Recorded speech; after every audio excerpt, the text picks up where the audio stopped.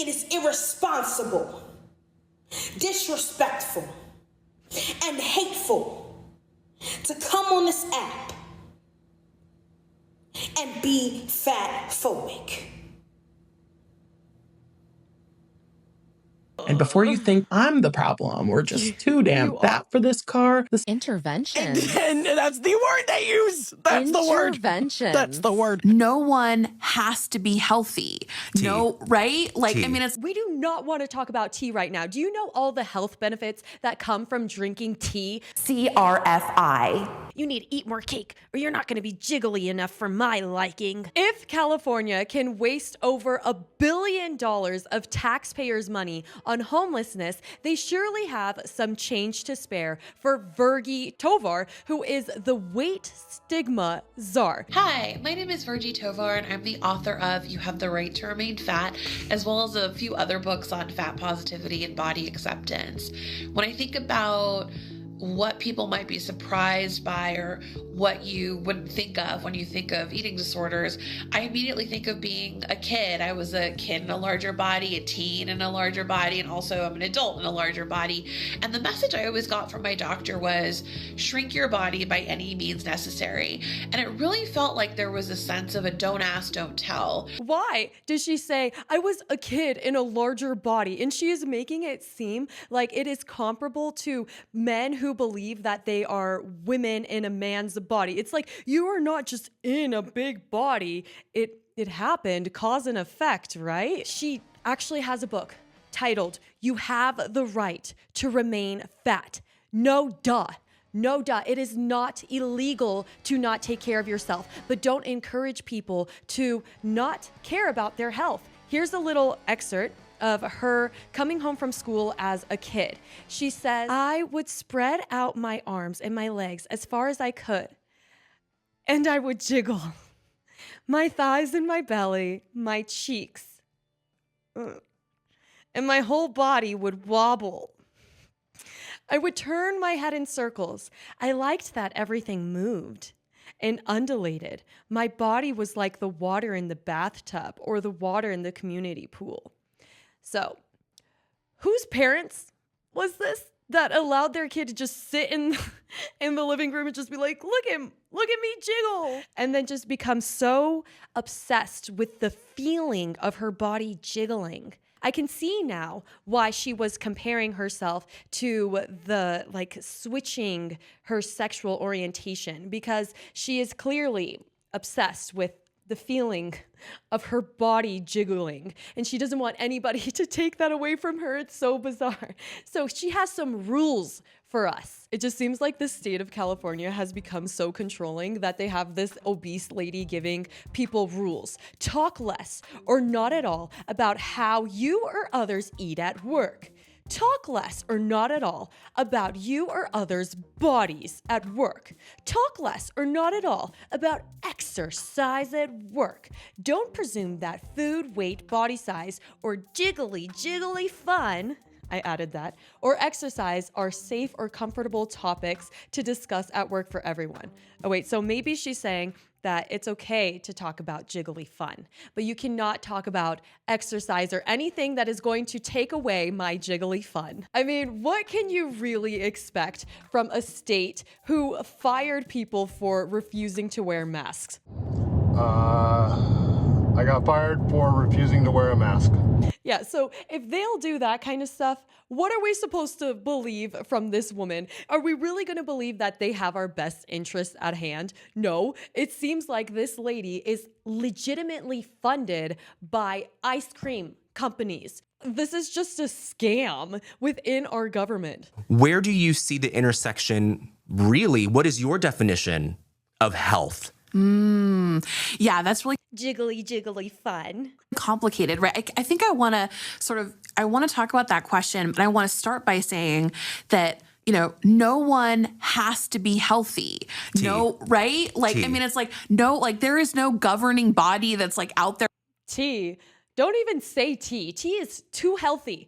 we do not want to talk about tea right now. Do you know all the health benefits that come from drinking tea? Please do not trigger her right now, okay? We're not talking about health. Please don't say tea. That is going to trigger her. Putting, you know what I mean? It's Yeah. like no one owes anybody that in either. Wouldn't you think that you owe it to yourself? You owe it to feel good in the morning. If you love yourself, you would take care of yourself. Or the traditional sense of the word, or any other more innovative or, more politicized, maybe even version of that word. So I think it's important to say, like, and I want to back up and bring in intersectionality and say, like, right, like, look at the disabled community, right? Like, I think people with disabilities have, and activists within that space have consistently been saying, like, I'm never going to be your notion of healthy. That doesn't mean I don't get to be a full human. You get to treat me some kind of way. Don't compare yourself to people with real disabilities, things that are out of their control. This is in your control, and you are not only choosing to be obese, you are encouraging other people to do so.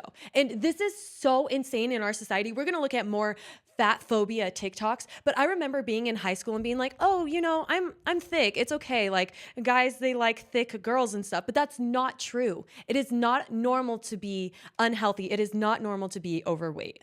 Right. And so I think that I love taking that principle within disability rights to fat activism and to understandings of fatness. So I want to start there, right? Like, no matter what size you are, you don't owe anybody else your health. But I mean, for me, right, like in an ideal world there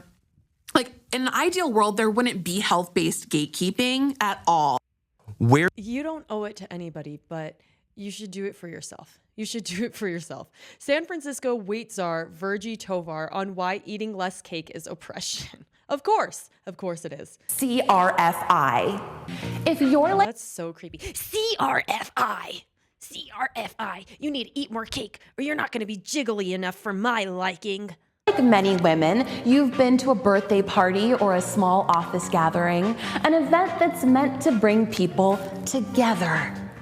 There's swinging tunes, some adult beverages, and good convo.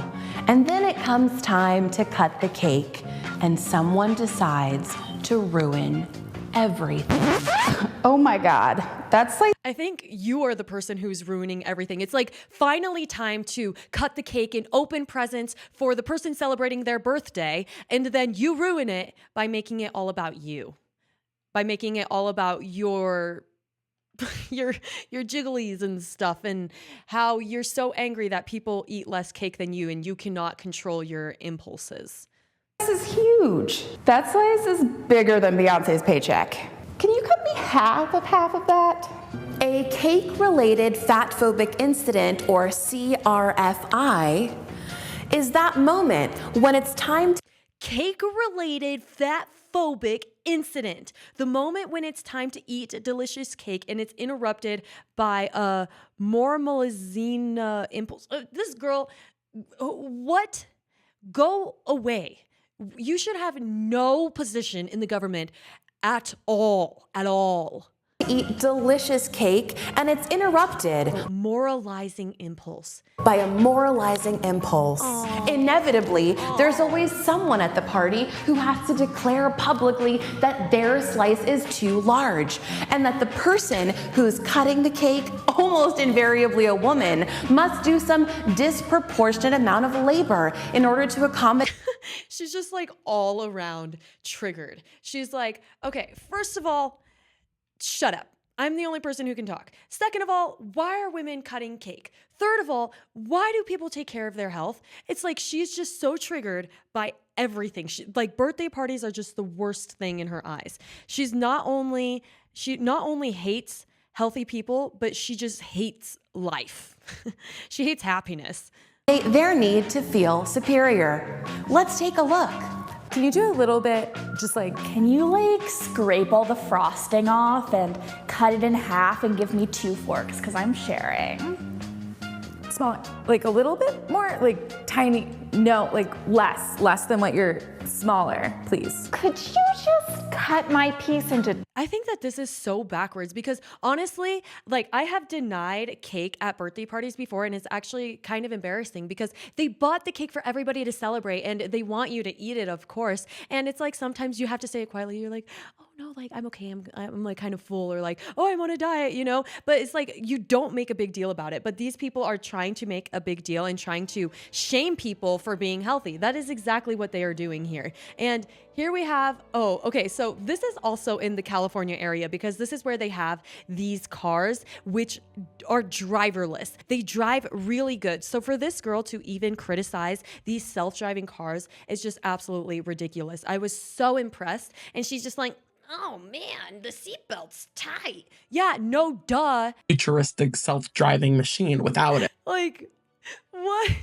And bam, the seatbelt clicked and immediately locked. Okay, it happens. Let me try again. Removing my seatbelt instantly made the car scream at me. But you know, I had to. The seatbelt locked yet again almost instantly. Damn it. And before you think I'm the problem, we're just too damn fat for this car, the seatbelt locked on my smaller wife too. Fat people deserve a safe, comfortable ride just like anyone else. Okay, so you want the car to be made specifically for you, in sense making it dangerous for most people who are not morbidly obese. Because if you just have like a super long seatbelt that is just like infinite, so it can have all size people sit in it, then I mean, that's going to be dangerous for just a normal person who is not gigantic, you know? Here we have somebody posting, there's no such thing as fat phobia. Obesity is unhealthy and unattractive.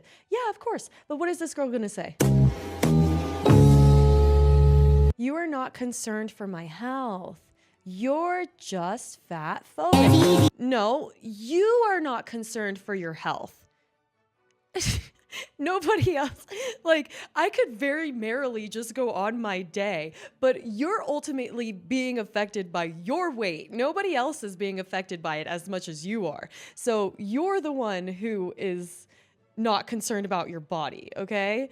Fat phobia is rooted in racism and white supremacy, says this person. Is how much people fucking hate fat people. Is how much people fucking hate fat people. They just hate them. Like, there's like this weird. No, they don't hate them. It's almost like they care for them a little bit more than they care for themselves, because it's like, you can't really live a happy life. I mean, if you're going to get out of air just walking to the store from the car, and I mean, not being able to go to a birthday party without screaming about how other people are eating less cake than you. Weird hatred. It feels almost akin to racism.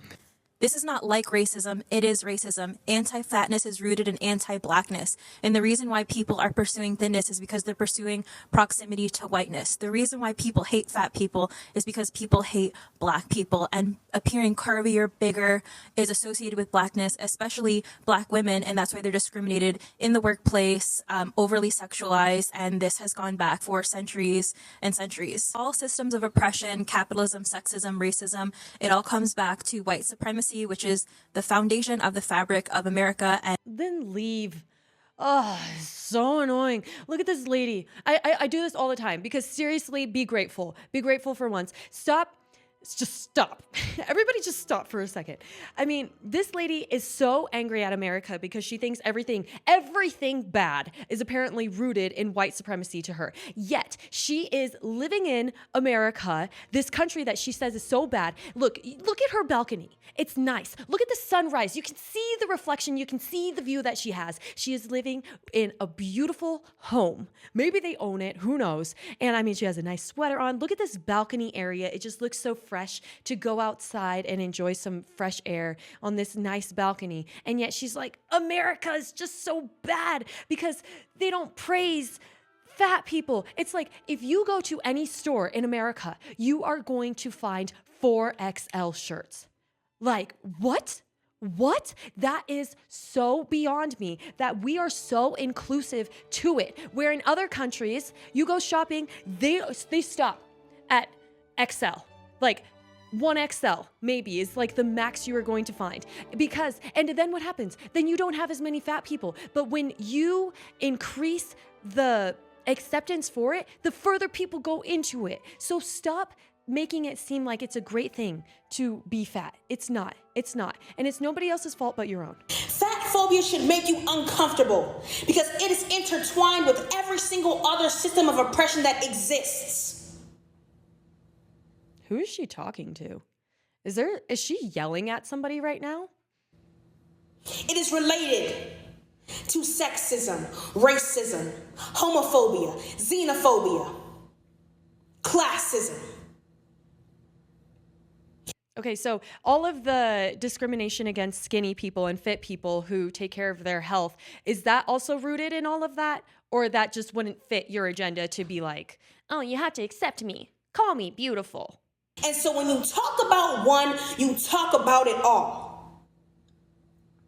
Which is why I say it is irresponsible, disrespectful, and hateful to come on this app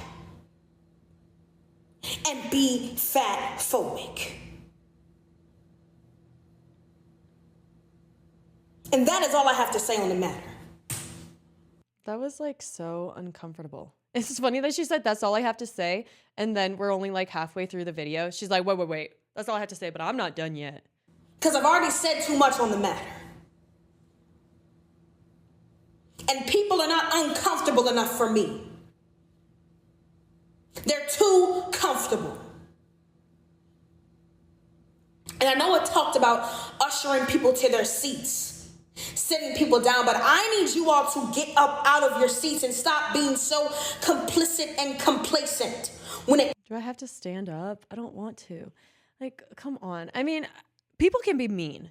And it's like, yes, this person commented Sabrina Carpenter because she looks really similar to Sabrina Carpenter. And she was doing a Sabrina Carpenter makeup trend. And that has 30,000 likes. So, I mean, a lot of people, they make jokes and stuff. And that has to be, like, honestly, really difficult. One of the most difficult things about being overweight, besides like the physical difficulties. And somebody posted, I hate how normalized fat phobia has actually become.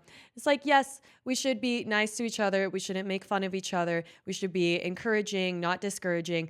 But to encourage the fatness is not okay. It's like, don't be mean about it, of course, because I mean, I wouldn't want to encourage other people to bully people, but also, just because you don't have to be mean about it doesn't mean you have to be like, oh, yes, big booties and just like gain as much weight as possible. It's like, no, don't encourage it though. I mean, like stuff like this. I mean, people can be mean. Like, look. You don't really deserve that. What? I mean, somebody hit the ice cream out of her hand saying that she doesn't deserve it. And I mean, at some point, somebody should say something, because I mean, if everybody cared about, it's just, the thing is fat phobia isn't really real. There's no such thing as like a fear of fat people. Like if you see a fat person, you're not going to be scared. It's like, what are they going to do to you? Chase you down? No, nobody is scared of fat people. And this is like maybe a controversial take, but I don't think that the majority of fat people, until you learn about body liberation and body positivity, no one would choose to continue to be fat in a world where they absolutely hate fat people. People think that I'm glorifying obesity by spreading the word and like telling everybody about this information. Trust me, I wouldn't recommend anybody be fat in this world. It is horrible. It is so traumatizing. It is so isolating. People are evil. They are cruel. Strangers think it's okay to tell you on the bus, you're fat, you should lose weight, you're disgusting. Like, it's nonstop. And honestly, that probably encourages it to happen, because when a overweight person thinks, oh, I'm overweight, they're going to continue to do things that an overweight person would do. And so I guess that's why they want people to stop talking about it. But I mean, you need to learn, I don't know, because it's just your habits, you know? And if you learn how to have healthy habits, things would change. And so it's like, you do need to talk about it. We do need to talk about it. Everybody. So here's a girl who's saying she's making like some song about people commentating on her gaining weight. promise I'm gonna speak up when I hop about a car. I promise I'm gonna speak up when I hop about it. So like the louder people speak, they say nicer and nicer things, I guess. It's unhealthy to gain weight. I promise I'm gonna speak up when I hop about the I have internalized fat phobia and I judge others because I don't like myself. Sure. Whatever floats your boat. Whatever floats your boat.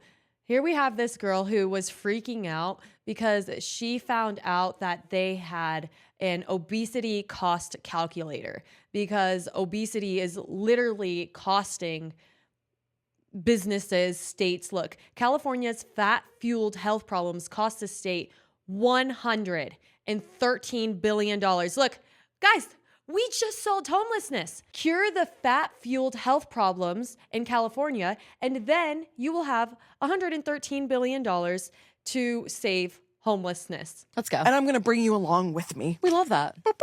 So as Buckle in. Let her off the leash. She's buckled up. So as I'm sitting at my computer, doing research for this episode, and pulling up statistics, I find something that the CDC released in 2009.